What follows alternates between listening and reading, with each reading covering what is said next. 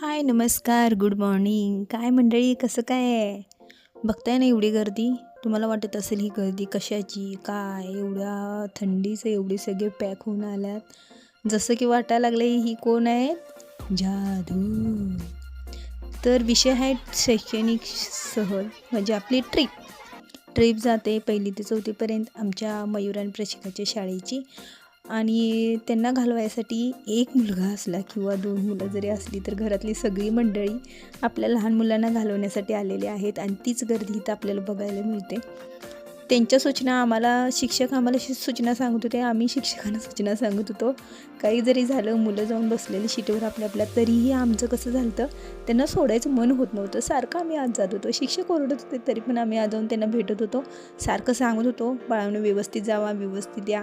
शेवटी कसं आहे हो, घरात असताना ना त्यांचं दंगा मस्ती आम्ही ओरडत असतो, पण बाहेर गेलीत ना घर सगळं खायला उठतं. हॅप्पी जर्नी बाळांनो सगळ्यांना. आणि त्यांच्या चेहऱ्यावरचा हा आनंद बघूनच आपल्याला समजते की किती एन्जॉय करणार आहेत ती. असंच जाऊ देत आणि व्यवस्थित लवकर येऊ देत, हीच फक्त ईश्वरचरणी प्रार्थना. आणि त्यांचं देवदर्शन वगैरे व्यवस्थित होऊन, आम्हाला तर लहानपणी काही मिळालंच नाही, सहल हा प्रकारच माहिती नव्हता, कारण त्यावेळी परिस्थितीही तशी नव्हती. पण आम्हाला जर झालं नसलं तर आमच्या मुलांच्या हौस आम्ही पुरेपूर करीत. थँक्यू, धन्यवाद.